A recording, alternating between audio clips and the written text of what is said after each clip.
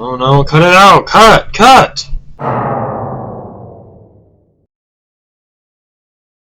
Let's try that again. Now, everyone thinks that the language of a computer can be a difficult one to get into and try to understand. So, I will do my best to break it down into simpler forms so you can get the general idea of what goes on inside of a PC and the functions of the components within. Let's start with the CPU, which is one of the core components that we'll be going over. The Central Processing Unit, or the CPU, acts as sort of the brain of a computer. The CPU manages basic operations and runs instructions from software. Its performance will show in the overall system speed, and the more cores a CPU has, the more multitasking ability you will have. Here's a simple way to put it. The CPU takes data and transfers it to different components like the motherboard, the RAM, and the GPU, just like how a brain sends electrical signals to different parts of the body. Moving on to the GPU, or the Graphics Processing Unit. The GPU handles most of the rendering of images, video, and animations while working alongside the CPU to improve visual performance in gaming and graphical applications. Modern GPUs parallel process many tasks, which significantly boosts computing efficiency by spreading the processing workload across the many cores within a GPU. Think of the GPU like the artist of your PC. While the CPU handles general applications, the GPU focuses on rendering images, videos, and animations. It's essential for gaming, video editing, and any visual-intensive work. You can also think of it as simply the powerhouse behind smooth graphics and stunning visuals. Now, let's look at the RAM. RAM is the PC's short-term memory. It temporarily stores data that your CPU needs and is actively using in real time, allowing for tasks to be done faster and also impacting the computer's multitasking capabilities. More RAM allows for faster data access and multiple applications to run simultaneously. A simple way to visualize this is to think about how the more RAM you have, the more processes the computer can do at the same time, sort of like what the cores do in the CPU. Simply put, the more RAM you have, the faster applications will run and render. We will now head on over to storage. Storage is where your files and data are managed and kept for long-term memory. And it comes in two main forms, SSDs and HDDs. HDDs are like a spinning record player with a needle-like arm reading and writing data. SSDs, however, are like huge USB drives, since there are no moving parts as it stores data onto memory chips. Let's explore this a little deeper. HDDs, or hard disk drives, typically have larger capacities while costing less, but have slower transfer speeds for data than SSDs do. SSDs, or solid-state drives, on the other hand, have faster access times and transfer speeds, but are far more expensive than HDDs, especially when comparing it to the same storage capacity, like a 1TB HDD to a 1TB SSD. There are actually two forms of SSDs, 2.5-inch SSD cards and M.2 NVMe SSDs. All you really need to know is that the M.2 version is typically faster, and some versions of them even need ways to be cooled down, since they can run very hot while transferring data. These are the most expensive when it comes to storage.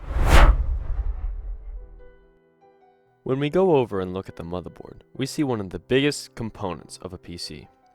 The motherboard is like the backbone of the PC, where all the components like the CPU, GPU, RAM, storage, and more connect to. It is the main communicator between all of these components and acts as a central hub for these components to work together and run smoothly. On a side note, your motherboard must be compatible with your CPU. That means certain motherboards have specific chipsets that make it so it can only pair up with specific CPUs. You cannot mix an AMD compatible motherboard with an Intel CPU, and vice versa. There are also different sizes for motherboards. Some of the most common are the standard, micro, and mini ATX boards. There are other sizes, but these are the main three. An easy way to envision the motherboard is to think of it as a map, where the highways are like channels for data and electricity to flow to different components. The power supply, or the PSU. This is what transfers electricity from something like an outlet on a wall and converts it into the right amount of power and energy that the components need inside the PC. The main things that plug into the power supply are the motherboard and graphics card, but other things may connect to it, depending on the PC. Now, the PSU wattage matters since it limits the power delivery to components. This means that higher wattage power supplies can allow room for upgrading components down the line that need more power, but it can also lead to inefficient power use if it is way too overrated for the system's needs. The PSU acts as the heart of the PC. It pumps electricity to different parts of the computer through connectors and wires, much like how the heart pumps blood through veins and arteries throughout the body. Now, let's talk about cooling mechanisms. Cooling mechanisms, like air and liquid cooling, are vital for maintaining optimal operating temperatures on specific components. They prevent overheating, which is one of the leading causes of hardware failure, through different ways of effective heat dissipation. There are two types of cooling that can be in a PC. Active cooling systems use fans or liquid circulation to cool off the components, while passive cooling relies on heat sinks to dissipate the heat without any moving parts. Active cooling is generally more efficient, but passive cooling can be quieter.